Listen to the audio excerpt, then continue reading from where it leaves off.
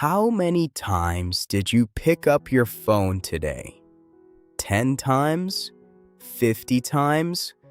Maybe even more, without even thinking. We wake up and grab the phone. We check it while we eat. We look at it while we walk. We hold it in bed at night. Our phones are amazing tools, but for many of us, they have become too big a part of our lives. Today, I want to talk about how to use your phone less and live more. Welcome to the English Flow podcast. My name is Lucas. Please subscribe to the English Flow podcast right now so you can learn easy English every day. Now, let us put our phones down for a moment and learn together about a calmer life.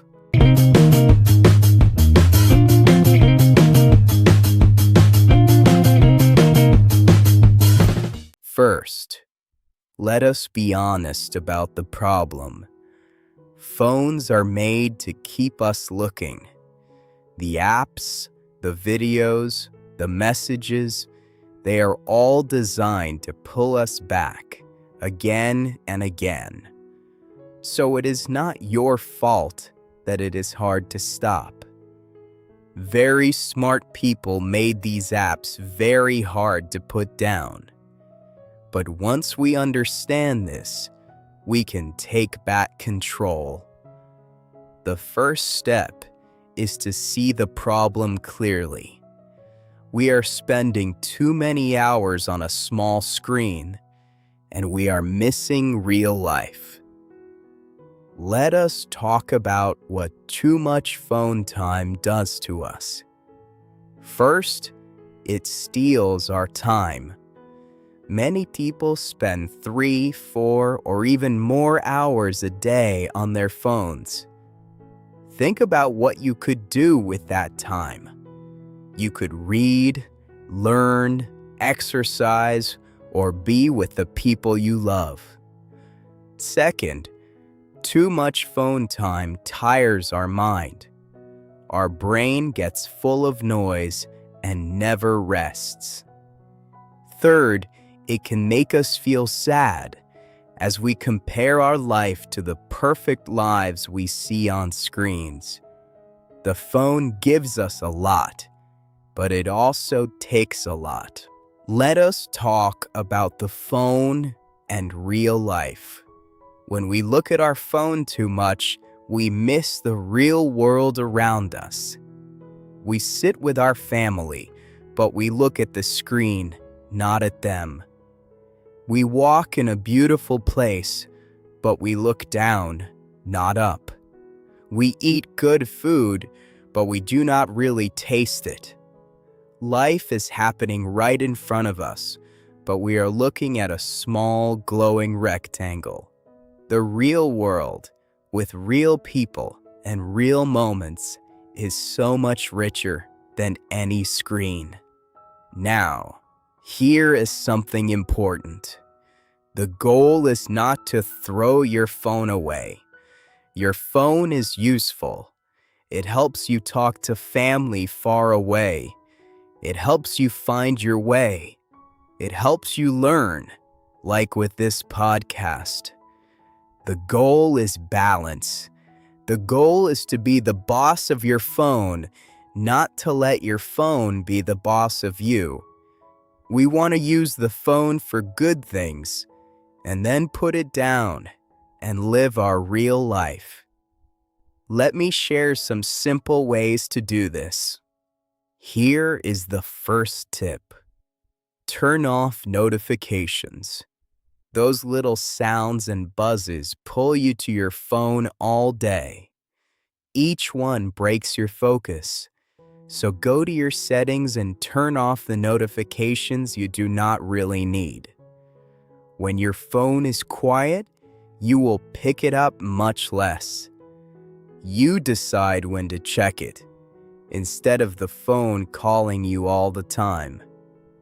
This one small change can give you back hours of peace. Here is the second tip. Make phone-free times and places. Choose some times when you do not use your phone at all. For example, no phone during meals. No phone in the first hour after you wake up. No phone in bed at night. You can also make phone-free places like the dinner table or the bedroom. These small rules protect your best moments from the screen. They give you time to rest, think, and be with people. Here is the third tip. Keep the phone out of sight. We check our phone most when we can see it, so put it away. Keep it in another room while you work. Put it in your bag, not on the table. Leave it in the kitchen at night, not by your bed. When the phone is out of sight, it is out of mind. You will be surprised how much calmer and more focused you feel when the phone is not right in front of you. Let me share one more idea. Replace the phone with something better. When you put the phone down, do not just sit and feel bored.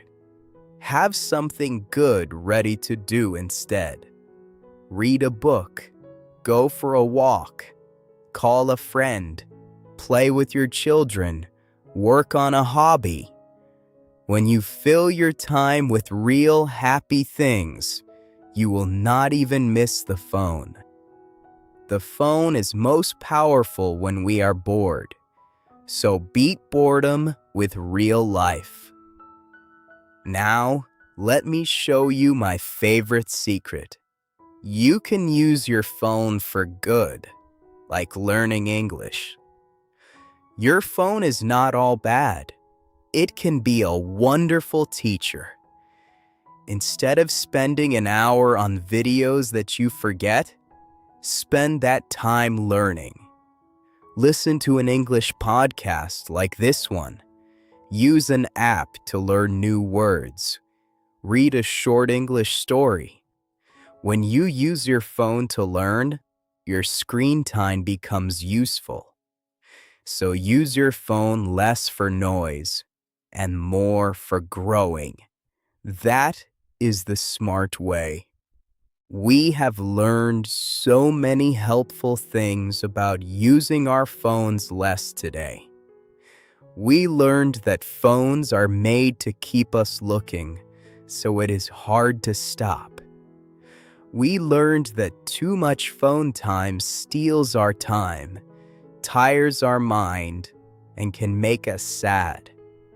We learned that the goal is not to throw the phone away, but to find balance and be the boss of our phone. We learned to turn off notifications, make phone-free times and places, keep the phone out of sight, and replace it with better things. And we learned to use the phone to learn English. What will we talk about next time? Next time, we will learn about a fresh and healthy morning habit, waking up and stretching your body, and how it fills you with energy for the whole day, all in easy English. You do not want to miss it. Please subscribe to our YouTube channel right now. Follow us on all our social media pages for more daily English practice. Thank you for listening to the English Flow podcast. Keep looking up, keep living, and keep speaking English.